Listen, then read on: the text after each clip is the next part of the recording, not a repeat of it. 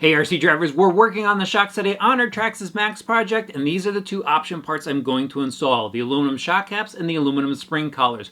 Now, these aren't just a slap-on part and go. You have to be aware of the oil inside the shocks. When you pull the cap off, you're probably going to lose a little bit of oil, so I'm going to show you how to add more in and make sure that the shock is bled properly. Now, while I have the shock apart, I'm actually going to go and swap out the oil as well. When I reviewed the Maxx, I thought that the oil was a bit too light, so I'm going to put a heavier oil in it. So let's head over to the workbench and we'll get started on the shocks. So before we start to tear into the truck, I want to go over why you might want to add these to your Traxxas Maxx. Now, right here I have the aluminum collars, and what's nice about these is they add a little custom look to your truck. They're available in a bunch of different colors. We selected orange, but what I really like about these is they have an O-ring on the inside, and that helps secure the shock collar in place so it doesn't move around. These plastic collars that are on here, they don't have an O-ring in them, and if you actually pull down on the spring, they move around really, really easily. And I worry about that maybe backing off when you're driving, and it might cause a little bit of a handling issue. So these are a pretty nice option to have.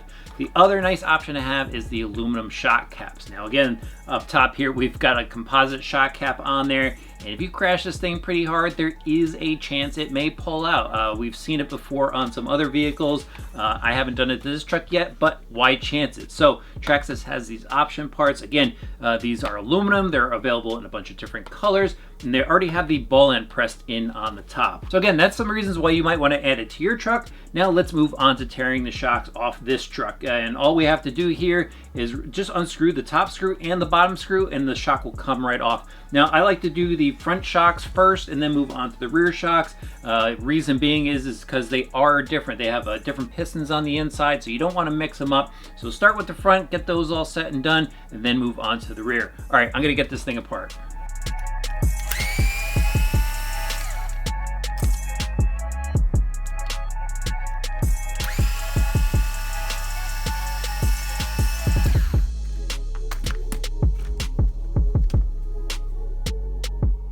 I've got my front shocks off the truck. Next step is to remove the lower screw that secures the perch to the shock end. Now I've already gone ahead and unscrewed that, so I'm just going to pull that screw out, put it aside, and then to get the lower perch off, you're just going to put the shock in your hand, pull up on the spring, and you'll be able to slide the perch up and off of the shock shaft.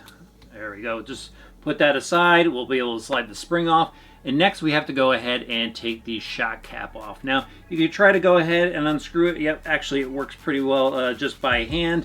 But if you have a little bit of a problem, maybe it's on there too tight, what I like to do is take a hex driver, slide it through the ball end, and then you'll be able to twist the cap off. And once you break it free, you'll be able to screw it off nice and easily. So I'll just pull this off right now.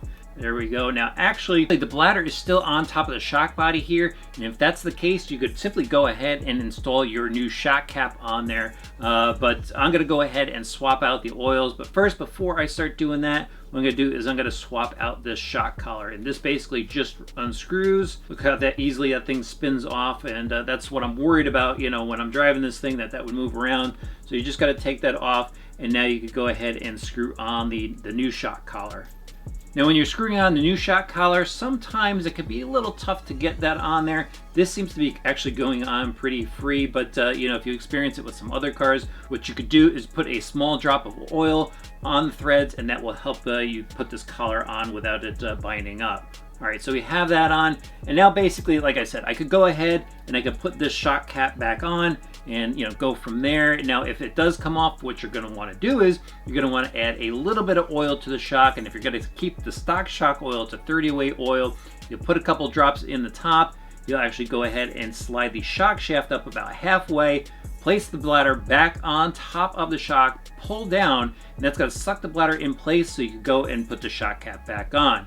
All right, but what I'm going to do is swap out the oil. So I'm going to go ahead and pull this bladder off, and I'm going to go ahead and dump out this shock oil. With the oil dumped out, you're going to want to clean out the rest of the oil as best you can. So use a paper towel to wipe down the inside, or what's even better is leaving the shock upside down on a piece of paper towel for maybe about a half hour or so. Let all the oils run out, and then you're ready to go ahead and rebuild the shock. Now, if it's really dirty in there, you may want to consider replacing the O-rings, or really disassembling the entire shock to clean everything out. But this shock is still in really great shape, so I'm just going to move forward with putting new oil into the shock. So I'm actually gonna go and change the oil to a 50 weight oil in the front. I'm gonna use 60 in the rear. And what we're gonna do is just fill up the shock almost to the top, about 95% of the way. So just squeeze that oil in there. And then what you want to do is, since we got all the oil out of the inside, there's still a little bit of air trapped underneath the piston. So you're going to want to cycle the shock shaft up and down a little bit so you get all that air that's trapped underneath that piston up to the top. So you may have to wait a little bit for the air to rise to the top, and just, you know, to keep things moving, I'm going to go ahead here and move on to the next step. So what you have to do next is, again, push that shock shaft about halfway, and then take your shock oil and just come up to the top. So there's just a little bit of a concave shape to the oil. Then you'll take your bladder, place it in the top, and some oil will probably seep out. You can take your finger, push it down. Yep, some oil is seeping out. And then while your finger is holding the bladder down on the top, pull that shock shaft back down. That seats that bladder in place. Then you can go ahead and screw that shock cap back on. Here's our new aluminum cap, and that's going on nice and easy. And I like to turn it, and just when it gets towards the top, I'll tilt it to the side a little bit just to make sure the air is getting out from all different areas of the shock cap. I actually got to move my collar down a little bit. There we go. I'll tighten it down. There we go.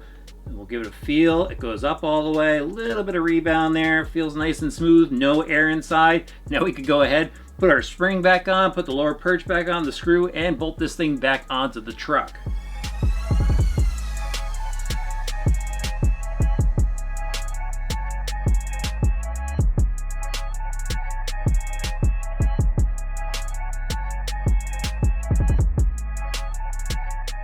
I've got the shocks back on the truck. They look very cool with the orange aluminum up top, and I know they're gonna be a bit stronger now.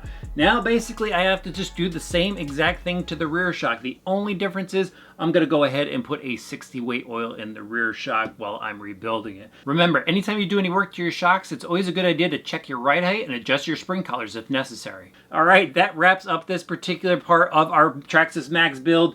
Up next, we have some drivetrain parts. So if you want to check that out, make sure you hit that subscribe button and the notifications bell. Throw this video a like, and we'll see you back soon for some more work on our Maxx project. So some of you may be wondering, well, why didn't you just fill the shock with oil and put the cap back on? The reason is displacement. When you push the shock shaft up into the shock body, it displaces oil, and the bladder can only compensate for so much of that. So by pushing the shock shaft up halfway, it kind of ensures that you'll have that displacement room once the shock is compressed. You won't get that hydrolock feel that will cause problems with your handling.